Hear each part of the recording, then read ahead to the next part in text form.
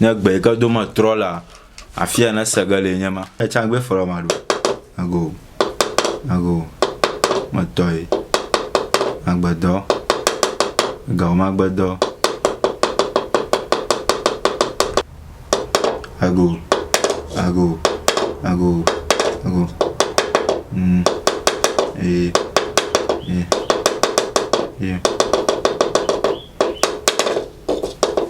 ma gblɔ ma menya dɔn gbegblẽ ta dɔn nyui wɔm mi le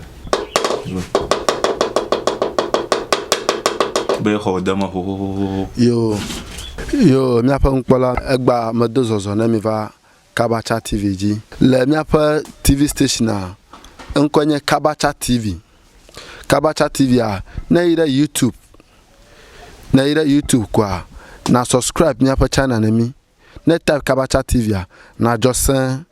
nui aɖe vava ge le te ne ova le tea na tasi ɖe dzi ne tasi ɖe dzia gaƒoƒo aɖe vava ge na tasi ɖe dzi yi ke be ne mi da miaƒe video ɖe sia ɖe la nya ewo nye ame gbãtɔ yi ke akpɔ videoa asrɔ̃ ŋkɔ tso me yi ke be kpekpeɖeŋu yi ke le fi ma miakoe akpe ɖe ŋu eta mi le miaƒe yome mi deme miakɔ dekɔnu ŋua ve ne mi ɖo egba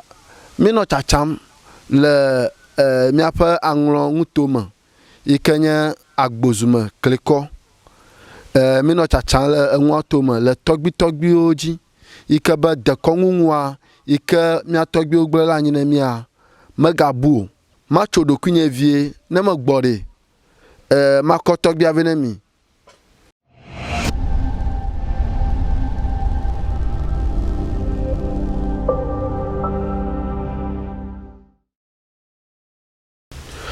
Yo akpe ne Kabacha ƒe nukpɔlawo ƒe nusrɔ̃lawo akpe ne mi mate le tɔgbia ŋu ne tɔgbia nu wòayɔ eƒe ŋkɔ fi yi ke wòle edɔ ka wɔm wòle kpekpeɖeŋu ka wòkpena ɖe amewo ŋu ne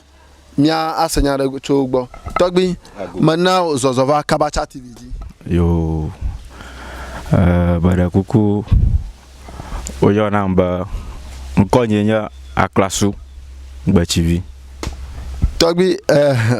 ŋkɔ lolo no be Aklasua Gbetsivia Aklasua Gbetsivia gɔme ɖi.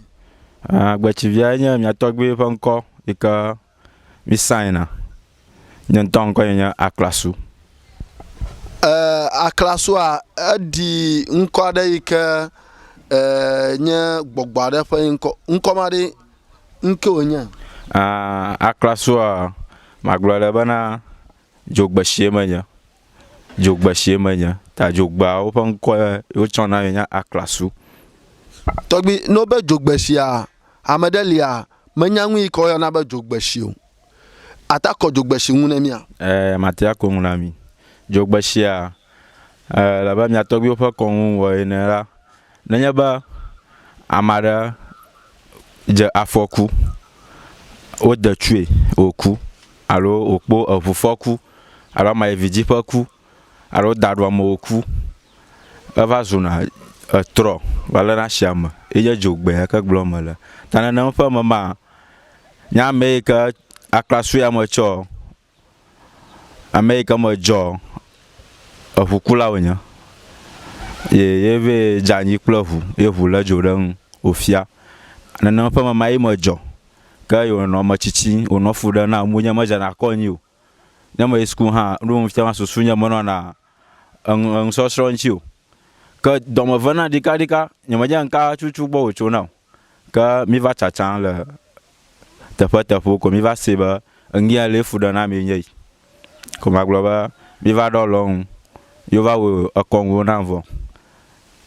ye ŋkɔ ya wòtsɔ na ma nye Aklasu ta magblɔ be dzogbe ŋkɔe nye ma. Tɔgbi enyama vovototo ɖe le wo kpakpli mamisi alo adzakpashi domia. Mamia ezu etɔgɔme vedu dzakpa hã etɔme vedue gake dzogbea wogayɔnɛ be asrafo wogayɔnɛ nenema ta vovototo ɖe le afi ma. Ok miaƒe ŋukpɔla zigada makpɔna be woyɔna amewo ɖe be dzogbeshi dzogbeŋui ma ke ne wònye nyɔnu hã ɖe ŋkɔ ka tsɔ gbɔ la ne. Etrɔ ya ke da shi nye dzogbe ya ke da shi ye ŋkɔ tsɔ ge no ta ŋkɔ ya ke wòtsɔ wòhiã wòɖe dzogbe va ɖea yeyɔgo le nu. Ke wo efe be trɛ etsɔ ŋkɔ ma no menye fofo kple dawo dzi tsɔ ŋkɔ ma no. Me ɖe ku trɔ ya ke ɖe ma etsɔ ŋkɔ na ba klasu. Tɔgbi edzɔ dzi nam be nekɔ ŋuya ŋu ne mi gake le míaƒe anyinɔnɔ me fia míatɔ ko nye be mabia nya gbɔ ekɔna vedu kɔ wɔna dɔ le amagbe ne kɔ wɔna dɔ. Edɔ gaɖewo me lia ne edɔ yi ke ama lea eŋutie edɔ ɖewo lia amagbe dani eɖewo lia vedue wɔni. Ke veduwo le gbɔ fia. Me ɖe ku woli. Vedu kawoe ne kpɔ be mata yɔ gblɔ na fia be vedu yɔ le gbɔ eye kɔ wɔna dɔ. Vedu anyigbatɔ li vedu agba hã li vedu sakpata li tɔgbi habaga ye hã li tɔgbi gumelegba ye hã li afi tɔgbi dzangodo ye hã li ye mekana tsangbe ye hã afi le mia tɔgbiwo me afa yi ke mi kana ye hã me le dzi ɖeka. Gake eŋu ɖeka me wɔ nam wònye be fia mi le fia mi nya teƒea ŋkɔ ata yɔ teƒea ŋkɔ ne mia. Ɖe ku ama yi na ame ɖe hiã ne wòalo ame ɖe emɔ tabia ma wòata va gbɔ o. Me ɖe ku mate ya yɔ teƒea ŋkɔ fifi le afia mi le ƒenyi yɔkoe vɔ kɔƒe ya me mi le fifi le afia woyɔna kɔƒea be sikakɔƒe. Sikakɔƒe fofonye yi ke va tsu kɔƒea ye ŋutɔ mami siwo nye ta ye va tsu gbɔna kɔƒea tsuƒea mamia ke le ta dzi nɛ ye na wònya be kɔƒe ya tsum wòlea kɔƒea ŋkɔ nye sikakɔƒe. Tɔgbi mi kpɔ be afi míatso nakplɔ míatsa vedu yiwo le gbɔwo edɔ yiwo wɔna mi kpɔ be ne de nanewo kɔ le awudza ɖewo le asi ŋuwo ɖi vɔvɔ ne nye ɖeka dza ŋua edɔ ka wɔna. Magblɔ be megblɔ do ŋgɔ be vedu aɖewo li ke awudza ya me le ɖe asia ya hã nye vedu sakpata ƒe awudza ke dzonu yi ke le asi na ma yenye dzakpa ƒe dzonu heyi ke gakplɔe ɖo yenye dzogbe yiwo ke tso ŋkɔ nam be aklasu ƒe dzonu ya gakplɔe ɖo. Ke heyi ke le kɔ na ma yenye vedu anyigbatɔ ƒe dzonu heyi ke kplɔe ɖo yenye afa agbonudzedzo ƒe dzonu ye nyea. Ati la ya nye akpoxɔnu yi ke anɔ ŋuti nakɔ no mɔzɔmi. Akpoxɔnu. Na be akpoxɔnu ame gblɔ nya ɖe koe. Ti la ya efia be nate wo ɖeka nate adze mɔ eza be yina teƒe aɖe yi ke bena adzo tsɔ megbe ta ne ŋu ɖe be ado vɔvɔdzinu le mɔ dzi wo hã naɖo dzi ɖe ŋu ne nya ɖe le me nagblɔe kɔ do go le me magblɔ be ye wɔna. Ke ya le abɔ hã no ya le abɔ na hã nate nya dze mɔ za ma ɖe na va be be ade tsu alo ya zo vitsi me ya ku ɖe ya kɔkɔ ƒoe ye tae me de ne abɔ ɖo emɔ mɔ ŋu le nye ma. Yo tɔgbi ewɔna be gama ava le mi kabata ɖe mía azɔ le veduwo dzi ɖe ne ŋui ke wole veduwo gbɔa naɖi agblɔ ne mi akpe. Yo ke míazɔ ɖe ŋgɔ. Yo míaƒe nukpɔlawo tɔgbi ebe akplɔ mi atsa veduwo dzi vedu yiwo le gbɔ ekɔ wɔna dɔa yakplɔ mi atsa wo dzi ta nadze nye yome ne míakɔ veduwo kɔ fiɔ. Vedua ɖeka nye ya. Vedua ya ƒe ŋkɔ ɖe. Nye legbagbo afa legba nye ya. Legbagbo. No be legba gɔme ɖe. Legba efia be vedu yi ke na no agbonujɔ la. Abe security. Ok. Yeƒe dɔpɔti le fia ɖe. Ye me dɔ nye be nane nye be wòle agboŋ ye gbɔgbɔ bubu ɖe ko ŋbia kɔkɔ gbɔ nɛ ye ɔɖɔ si dzi da ɖi hafi ana mianya be enu ya le dzɔdzɔme nye yi ita wòle agboŋ fia ɖo vɔ ele afia la enye be ye mi kafa yo hiã ne vɔsa yo be ya xɔ vɔsa mi kɔ ne vɛ na ne ke xɔ dɔ ma wɔ nu ne ma kuku hã ka ma tsi agbe yo tɔgbi gbɔgblɔ no be legba ya legba ma la be police ta legba ma la be police yi ke be edzɔna aƒe ŋu eta ne have problem aɖe alo etu aƒe ko ne be ne dzɔ aƒe ŋu ne ya edɔ ma wɔ ne ma tɔgbi abe de le agbadzi afia miate ɖe hã ŋu miakpɔ be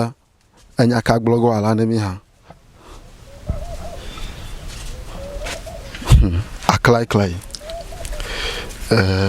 fike ma dze gome tso tɔgbi mi va ɖo afia vɔvɔ ɖo via ɖe ta megaxɔe na vevio because enye ne mekpɔ vedu ehe le dzi ale kakɔ ye ko menɔ vɔvɔ vivivi tɔgbi vedu ya le afia nka vedu ya alo vedu ka vedu ya le afia magblɔe be mianɔwo ƒe vedue doma ye kpɔ be mia ɖeviwo va afia ne be mianɔwoa kafla eŋu le do medze be miayɔ woƒe ŋkɔ gake ne be mianɔwoa ame ɖewo lia womese mianɔwo gɔme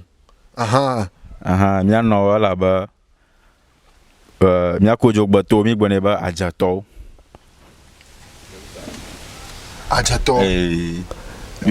wogblɔnɛ le mata vedua ye eŋuwo le dzia la ne kpɔkpɔm gakea nanti akpɔ ŋuwo le dzia la ehe ano dzia la gake ne zi geɖe na ame aɖewo kpɔe wobuna be ke vedua mewu vedue vɔ menya mewu vedue wonyo ke nye be gbɔgbɔ ɖe le o ya gblɔ mi le be adzia nye be wòle ame aɖe kpata yi ne kplɔ va vedue ya gbɔ fia yo hiã be wɔwɔ na ame le vedua gbɔ ye amana ne amana kpɔ dɔyɔyɔ ke ne vedua be ya xɔe ke ne ke wa da asi nɛ ta menye amewu vedue wonyo okay ke apart from ke babia se nye be na me de gbɔgbɔ ma la masi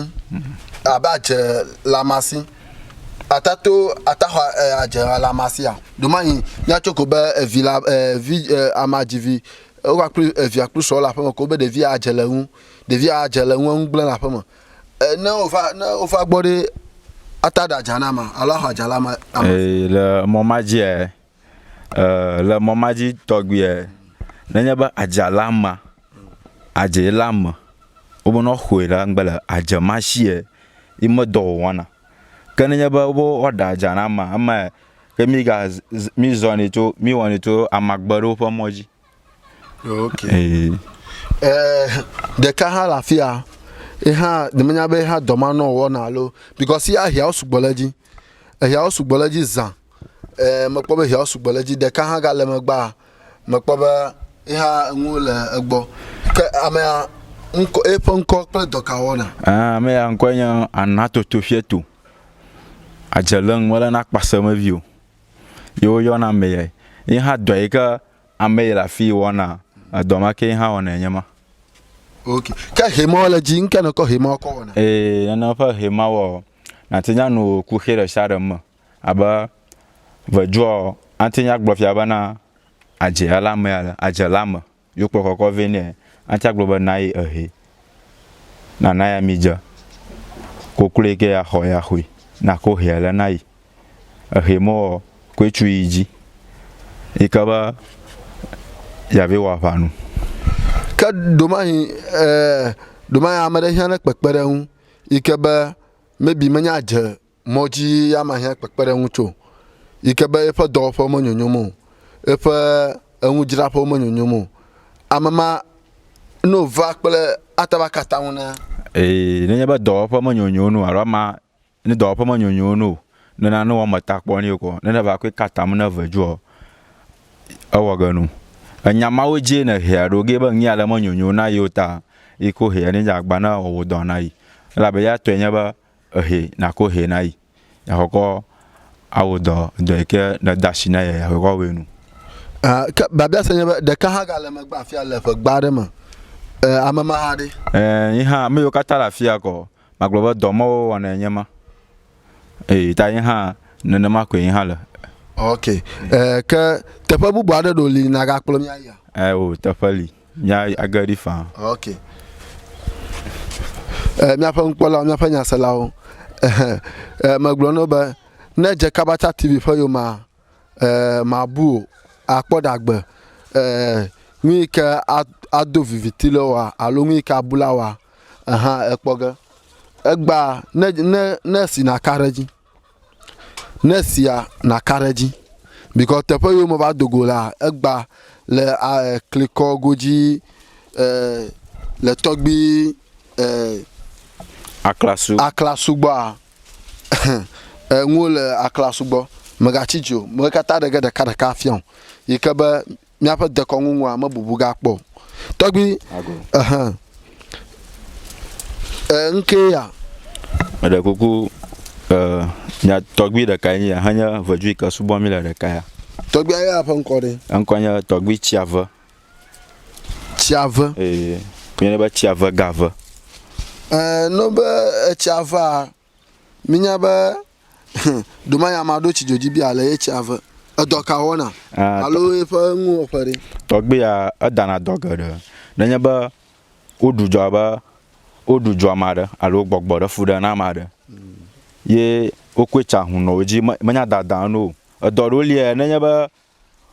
ula mara ji onya ba me dira maji yokwa huno rogbo na huno kashingo huno hanaku na huno da kashingo huno hanaku ka na kweva togbi ya gbo ye na ga ba doma yi daga nu moye ji udana dozo na nya ba na vagbo na koklori plaga nanya ba odo daga chuchu ko koklori ma mi lega koko rogbo ayo nko ba acho ha ogbadurani ba do koko vinyi ame ya ko do nya chama nko yo ni akokoklo ya adonchi nanya ba odo daga chuchu ko koklo ndo kukugara ashimanu nta na kpo asi karaje fia ma karaje nto nyaole togbi egbo nyawo fun ka ke mi pa ba ekpu are ha legbo ekpu ya legbo yin ma pe ko zana koko zona ya iha ye ojo pa pe le ma nka po akokpo awon togbi amachichi we togbi tamachichi ekpu ko zona yo ka do ma yin fia ko odudu amere pata alo otuju amere ko ama je tagbodo ikeba ma ja afoku ne ma ko no va togbi agbo a pepere nka togbi awon akoto pepere nki ko nyaba na ya na be pla ko klorie na ya togbi ado daga ko na mi wo gbododura de sha to do da shi na togbi avoko yin to ko klo hoga man to na ko ke nyaba do ya daga ka chia wonola afia mayolie mi no zanu ko kmandanchi ka do ovo ka togbi do mahin odi ngunda ni gba na mele ko enwi odi la ni gba jina ma ama ewehu mata vodu awon adoma awon ni ton odi ngunda ni gba jina ma odi ngunda ni gba ji ko ba nyi asese na gbenya ko machia alo nya ko za vodu ze anto akoko ira ni gba ma ave apo hla ni gba kuchi apo hla ni gba ma kan nyi odi la ni gba ma ko nwa ha akuema yo togbi ke akpenu mia agbele yo ta mia pa gama ele mia lem ta mia tere ne de galete para na dia togbi magato mia ngula ma ko vodoare la fia ikebe nanu olegbo vodu ya pon ko de dokawona vodu ya eyo na ba apali afoklo godo yo jona na ma apali onya duma no na gbrin na ma tembe afali a duma hi amadelia manya ngi ko ba afali a gomedi alo ka wona afali a gomedi bana enya vaju kala pama duma sai ka ano apakata takpon nde be agbrin de be anyu ye ejragaro ko duma hi aje alo amade ko so pata ko va pamade owona khona gbomu kata because me time bia onyamanya bere makpoba mi ayi kpla nanu le gbota wana domo kata ka bana nyaba mo eji ozo nya banka pelie no kweli afa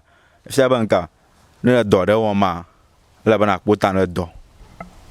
akpe togbi mia agble yi wa mia gele homa alo ya have do e you have a dwe oh togbi ton va fi goji va do ara la fia ne manya bo nte ye ble ne ma lo enwe ko enko nyo lilasio va do ya l'école va dwe a anyi ya kalila si mi yo ne ba afui ko tona agbele mo kotoku alo gali kotoku kangi mo e ka ji ole nya banka abia ko kpera shi ko kpera shi kenya bana mi wa mi jina vona mu mi na yogara ma da ka gbo bana vajwa da ka gbo jo ka da ka gbo bana owoku alo ngi ala na wo ka kana wo ntona veji na ma kenya ngi ala fia wo pe ba manyu ka agagage ma kenya bana hankue ma togbi na be hamkua doma yo kamera yi de vadu de gba alo fo azama ko na ma va vadu agbode e khona agba aya nenya bana ofo azama na va vadu agbo ka lokumia ogbo dura na vadu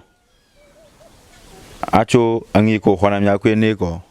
acho nko wada shi ne ko ka khamo mangunu yo akpa mia gele khoma before mia gele khoma makpo echiare hala mo nwa afia lezema ha doka e wona la fia nenya ba enla oba na lama na chovi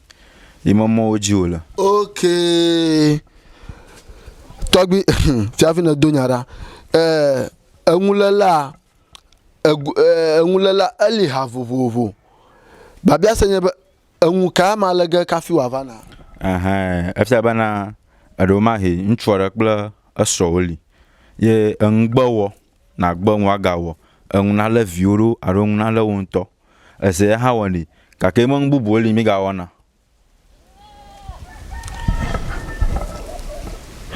togbi domahi bia chokoba amada li fi ajedo ikaba efafodo ajiren ko ba enwu lama amano vare vodu awana domane awana ikata bodwana mama dan yi ka ko gbagblan mi gbenya pe gbejero ko va vodu ogbo mi gbe la fia ko gbenya chuchi ako fodu amama ka domahi amama le Ghana mo ko ofiaba nwa jojola maji ya leke na oga kafi akpa magbo nenya ba amama liu ya mala ajububu ma emisi ba angi jojola maji nyi leke mi oga fi akpo gbe nya ngi kama nya chonwe nya banka nya ogba durana za ni mi bia gba vajo vajo ba na mama liu nya tenya wo ngi ala le igbo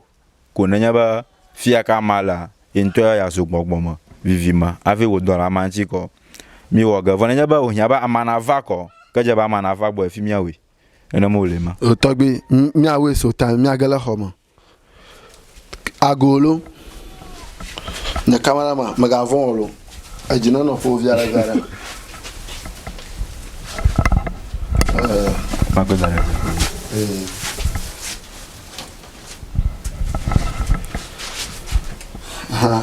togbi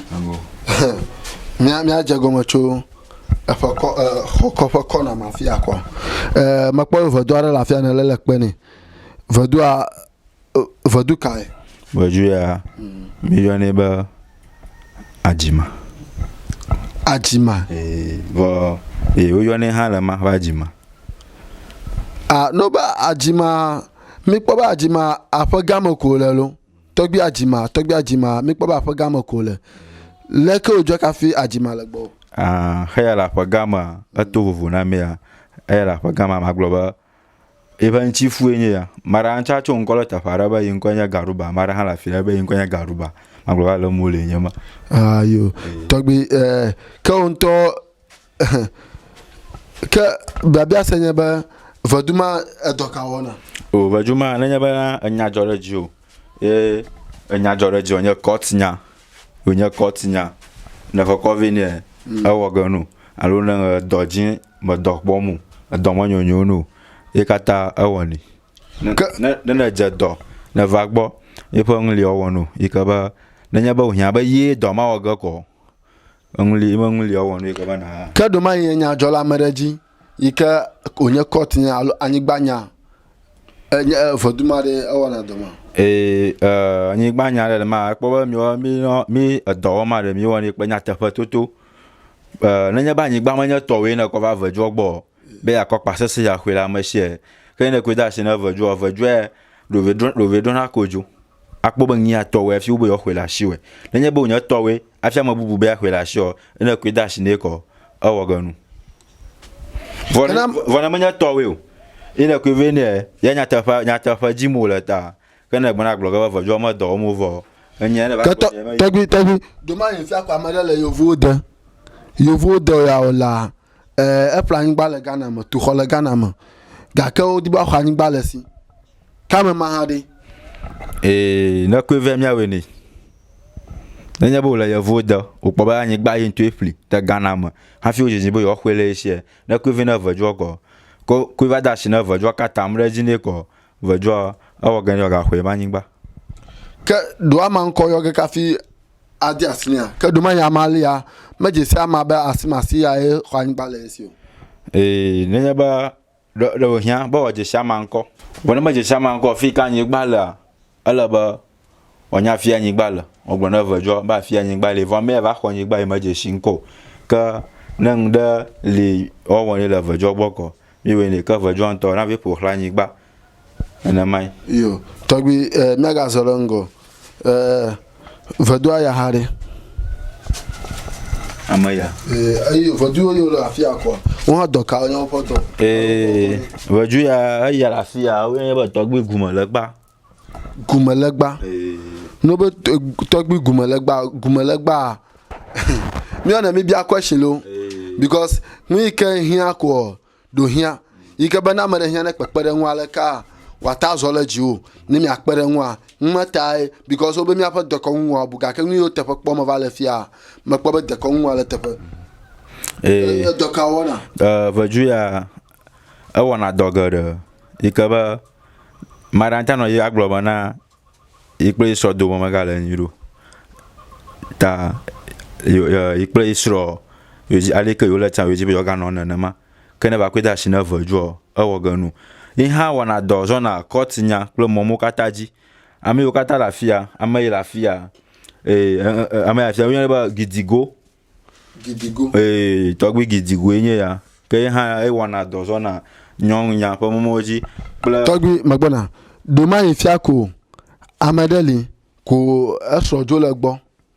ko dibe so na trova egbo alo so na wonire adoma ha vodo awani nenya ba nyongo magblou nyongo mabe so tafa bubu vajua o manyanyama na nyongo be so tafa bubu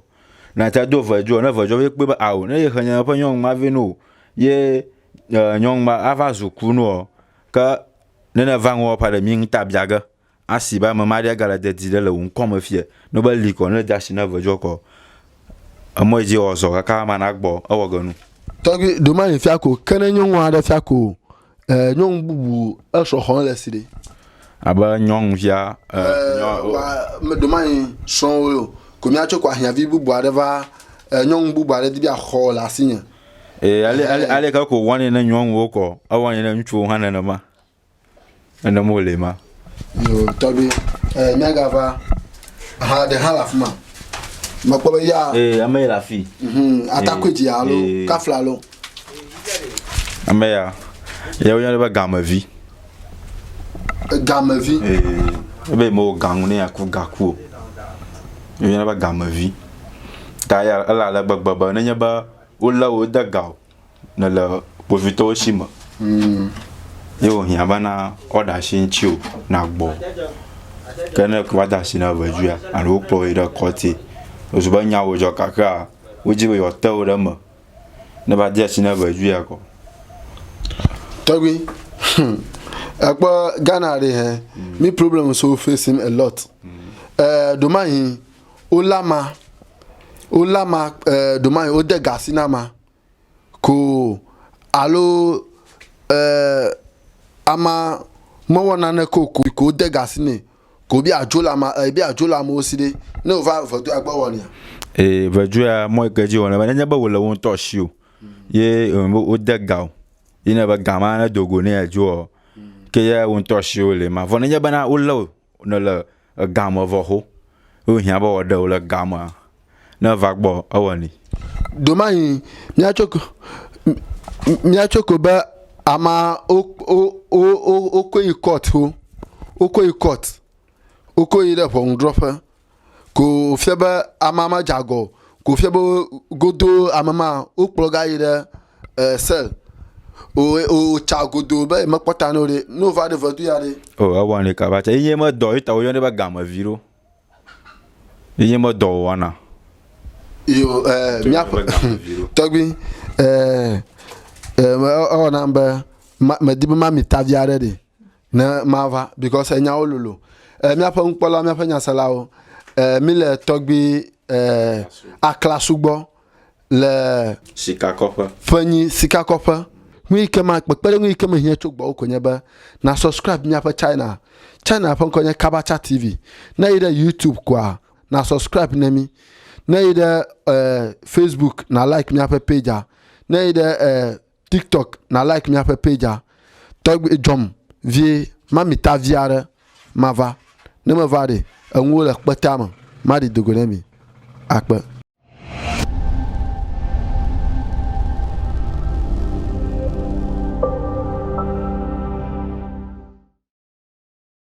yo mi apa nkpola aba na jom me va mitaviare me gbo enyenye jijoba na jom me yigbo me gbogbo no always be Kabacha TV all the way ye pe konye TV station na kpo na kpo mi apa de konwo mi apa togbi nu yo gbela anyi na mi o de vio mi va kola la sia mi Kabacha TV ko na pele akpe togbi mi a subscribe mi apa channel na mi ikaba ngunde sade ikedi mi ala na tasle bela ajinemi mune siade ike dimila video de siade ike mi adalanya na nyama ike akpe nemi akpe togbi mi gabado ejom me va mitaviare megbo vodua eya lekole vodua ya nkonya aplima togbi aplima moye jole nyabana na nyaba oba ngoli lama ye ngoli amashira mama nti oba mer ngoli litala ngoli ogbo doko kukuga kena va vaju ya gbo ngi ko hia mi mi akweda shine ko ma se ya gbenya lo ko ima nguli mi abo adalo chi ngunu ka ahola ngoli oshi togbi domain ko amere konku bia akpoba mme ko na oba mi apagba mi ngogba demo malo adole amere oda wona la konku bia so pata ko adoli ko ayo ngoli akodo ngoli yoyoma no yo ngoli doa no va de voda awani to nya bo yo ngoli ado na ko vena vajwa ko ngoli a odro ko jo o hola ngoli ashi ye odomo wona nyama tagwi domahi akpobe mi apa church members yo solia va fifia na fifia amu mega na son oku alo son okuko o maga ho mu amama de no vare enya na ngoli malo nwa alo leke na woni o la mi abada ko won na so oku ko aho ala banawe da ka ko be fifia na ire checha mele de ko mele solito gbo ne malo amaro bana jawoni na bana o ba mala yo gbo la mo ta yo yo la kristoma ta yo kristoma to ngoli aga bada na funo gabada na funo oga to na ga na de konto ama ya manya la vaju gbo nyama vona nya bo fu ngoli do o fu ngoli akoko do bo ngoli na kpun bo na gble do ma ima moje vaju do mai ko mi achoko ba amala yo fu de ko do mai eva do yo fu de ko ngma ba fu de ne de na ma yo de ete woni na ma na nya ba ma yo ma ahia ba mi abia nta mi bien ta mo eji ko be mi awe zo e mi awe vona nya bana oba awo tro nya da kon oba awo wa jo ba awo ta en ha ba man to na gbo lo ma hin le la re li o wona yin to vo le li vo sa na hin ma ta no je vo de nya sa vo ni le la re li o wona na pa ma to en ha ba man na gbo kana nya ba ubana en ya fure na ngona to ta vida ke mi ati awe ni la fie ka bana ngoli ka fu de ni ngoli na jojo fu de ni e o ji gam agbo aba vo jo gbo ka ngi kanya nwo nya wo mamle domain mi achoko ba nwi kele nwunye ba odoliko obo di ngoli la fama no ngoli na zadoa ngoli na ba no na no npon la fama vi ho na no npon comité do na gola gotore vodo awoni le moma kata ji awoni ikaba mo kaje oto woni yenya bana mi ma mazia la ta ikoga mila mi ngoli ayoga mi yo ngoli ya kozia akoyi angi ko be avo jobe ya hoko mini ka mi agbe ka wala mi dashi na ngoli agbe ka mi ade ne fi odugula fuma mi dagba mane ko ka adugula ngbala fuma togi makpo be gamo are lafia gamo ma ele mechobe gbemo ko mi do na gamo le nke na do gamo le gamo ima maglo do ngola gotala abichok bara kagbo fuma ba nyawe mi dona maku mi dina vonamu ka gamo ma yo ne ba asaglo gidi ka gamo ma ya madu dara fuma nenya ba wonto na ve nkonye yonda vo jwara gbo jokare gbo ba nya maku ne ya nogba kana nya e fia ma ko ma do kunya nwenye ma ne be ya danda nenya ma nko yo gada shi ni ota ne kpo ba awo na pa ifufu mu na ko wona be adida kana mo ma fu a ka yin hanko togi domain ko mi achoko ba amedo lia ole afugodo ole ozomo ile gbaji ikabo ofofon ba no over no gbova o kasine ngule apama odona moya lena yo ikabo ngmana to ma gavana no va no amomo oyo de amo kaji na to akpero ngule because gamo ma do fofon o le gamo ya goji ye nana kama limante nya wana mara kala gbo ka bon no na dung de nyanya to gbianwo ka yina gamo fu aka ya ko ba nya ke ba na wo ma va wo nto ka do ma nfia ko amade la fugodo ko ba ye kpo ba nku bian la ehun odiba na do gamo ne na mare ka chole ehun ko gamo na lide amamare akpa ma goji nya ma woni mala mo maji oyo akpa makpo ba yokumi plengu la fia yokumi hanka o wona o yokumi la pe je la fia han la poma la chuma kponyo ikaba yokumi na hevia na va sa pa miante ya he ashi na gbore fia ko chwa do gbomaji na de fia chu gboma fuma ko no ko gala ana kama wogo kaleja makaraji yokumi akeka ma togbi eya de ne mo jojo gede because eya here na pa ne mo jojo ga na jagba be na card na sisile tefo na ikebe akpo mi apa nwa wo mi lafia nku bia le nwa do ma ya meda ba datum togbi do ma ya akpo be na yire afugodo fia obo yovo de fia akpo be yufu yo na mi gede alo complain na mi lafma nya be o dana do kwa na ko va hotulo yoji yo yiba mo o hotulo yoji kama mari leke na mama le gbo ko ne bia o nyara leke na o ga kafa dude anya ba mana va fiante nya hwe anya mana va ala ba nwuli nwu nya wo go le nu akoda shinu ta anya ba mana va na va o we akoda shini domain ko amade ikenye langard esegoma o va amapani gbaji akpobe langado ne dogo fia afogoji ko nmo maliolo kake ne dogo akpobe amo no yide amo uro alangado no ha mo pan gba khom wa pan gba lo si wa ko tukple yi ana mo jam langbaji kuno ama va gbore o na gbenya we ni ko do fuma no de chuaka fuma ko gano yo de kan hala vodo de kala fia vojo ya ngonya ne ba togbi asalako azaleko gomare azaleko nkɔmɔ yo gwe na ma nkɔmɔ ma nyane ma ifia ba vadu a ɔmo eji ha le nya ba nkamara ka na na ka ro ga nchi ofia odi le nwu mo mo ji ma mi atro ekole a mechobe apagame mi alafia mai ameya pesan wo gane mi fia mata no ale zipia ya aha pesan wo gane mi fia ale na koyo na vodu tona no amakala bajibe na wafonyu ne nya cameraman wata alinye na vodu wa khomi adem tututu a medibo no odogba mi ase kafi mi akọ nya question ala asinya mi akọ abi na pa me la fia o ya ne ba changbe ma ro ya ne ba ge o ya ne ba changbe ma ro ga yo ne ba age ye mi ko sana gbogbo onchi tro onwe na gbe ka do ma tro la afia na sagale nyama anya ba nya ka glon va jola na yeka ba na afudano na va mi ko bia na ngtana mo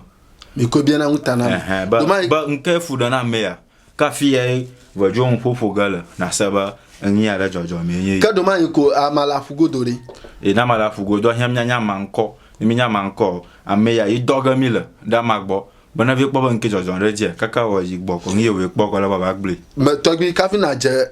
na yo voduao ike wa na momia ni ade o pa pla fakaka de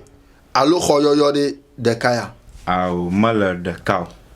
afa ala vovu ame kaka ha la vovu o khoyoyo e le ko nyama mai mo na ka kitamata global ala ha la vovu na me ya yo togbi na bia na so ngo mi apo la fille million togbi ave changbe for maru ago matoy agbado ga o magbado ta fa npolao maglono ba na jenya yo ma enwo sega mi po ma la ma yan to ko ji fomo nyama medi ma bia we ma yan to ko ji fomo nyama medi be ma bia o ko ma ba makpo na le nwala si ko nwa ji fom de unto e ko ji fom o ma yan to ka bo nwo enwo nya no we ko dashi no ko ayin to fuganu de maikala into to fuganu na futo no na liko into e ganu nwa ji fom ka nya ka gloma wala na sa vajura ta to vajura shada la nyigba ji ngoli la shada ofo na mpozo na meji ye na dora va gbofia manyama chicken na god do ya na va bia gba me ko agbo no ba vi wo machi na wele na wala ko ofo ko na gbinya so ji ko ka ngia ka na do ya ka va na kpota na do na molema na nyel na makra di bi afa because ni makpo de kakpo domain ko amada vodulesi la pama o yona vodu amatona ko bi afa gbo afia na yo vodu atonire woni yenya bana na yuna vodu amatona mi vodu yo ko afia ngi tafi o yona vodu amatona ni odo mi sagala afia kana ngwa mi gbinya si afia gbinya gbo no yi ve o modoko ka ngi kajimola ala bo potani yo togbi mi zorengo enya vodu togbi o lomba mi adamo le yo dia o lo fan o do gbodo na mi mi do agbodo no enya ye togbi enwo le dolo ikeba mi va afia na bia ba mi apa edo ya mi ko dasi fia ko yire ngore edonyu onya madimasi onya ma bia ma mi ba do ya ko mo va la fia ba yo du mi ba taraji mi ma do pa na dangore edonyu ya lo do gba gble ha e bia mo la mi ago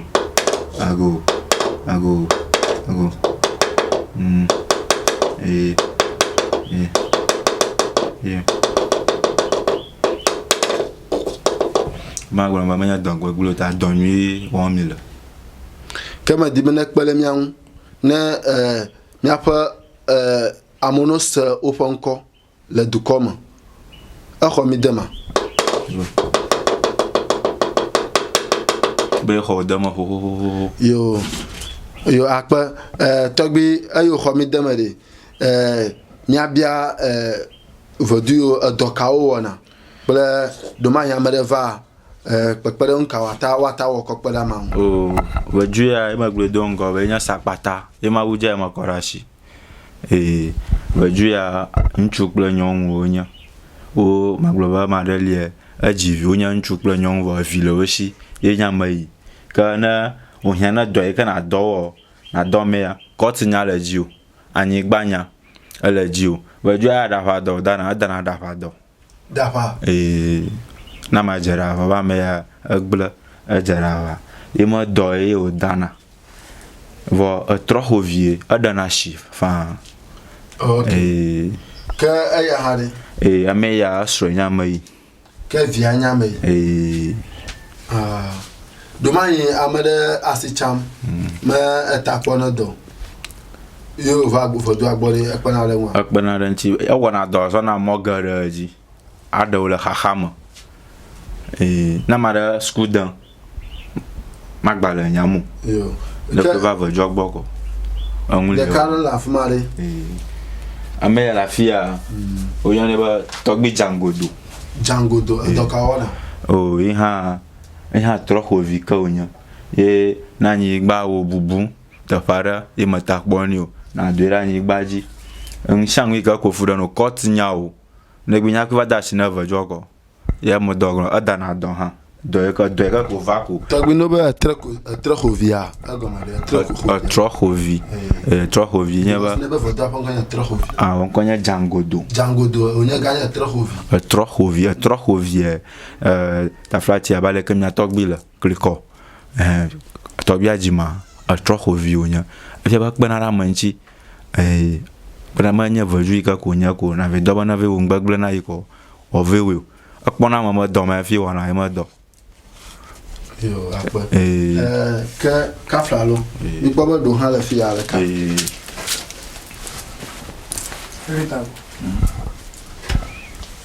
ke yo la fi ya hare togbi yo la fi ya o nya togbi habaga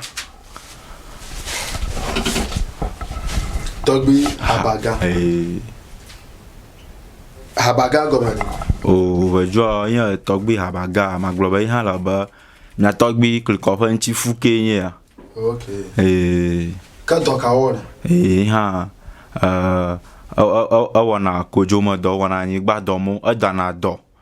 dogaroli adana do na ngoli lo mukata woni yo togbi aba nyapa gama elemiho ikaba nyapa nkpolao na wa va gbo wa ikaba efiami nwu gede be miaso nko chugbo nyapa gama elemi ayi alemi ta nyaka la si ofia nyapa yufu yo gbona alo nyapa me yo gbona nyaka la si ofia na tagbro no ikaba pakpere nware na ba o nyaka ko la sinya maglo no ko nyabana haya Kristo to marobe nya Kristo to blomo la ba da kon maliaro nsama lo shio ko majimana maglo no fia bana nsa mi atogbi o pa nse aka o zava ye agali ga don lo yinya ye kama taglo no ta wala mara shi sasira ye na maja na ma o me kan majo hana dukpo na pe ba do pa ba lia lo malue na mo le nyama yo togbi domahi amade lia ya nya ozigbanto opom ga kama jesi o na yo oponko play opa fia na le klo pa telephone number nkonyenya aklasu gbachivi ka mala pani na do pani shi mafia ko na do semija viogbo be na ra klasu gboko semija vida shara ma shamala pani ja onya tana do of ma ba no ko ira klasu gboko o ko gave togbi mere ku na da o kapo mo lanyi ike ba mere ke han papere nwa ala mere ke be ava gbo wa manya mota biala too much ota ya kapo mo da ka enya 0545 710579 kala WhatsApp number enya 0557 60 97 32 banto enya 0545 710579 okay mi apa nkpola mi apa nyasala akpa na mi ba na no mi agbo na strong gede yika kuda mi apa de konwo yika ba mi abu nwi ka me hia na okonya ba na subscribe mi apa channel na mi na ida YouTube pack Kabacha TV na va Facebook hia Kabacha TV na ida TikTok Kabacha TV na jagba enya America host program ano alo America ko ohun sosron koveno wa nkonye nya prosper havo akpa no ba negala gbonya nkeke bubua ne togbe fa janwa na gbura nami nyagava agbonu akpa bye bye.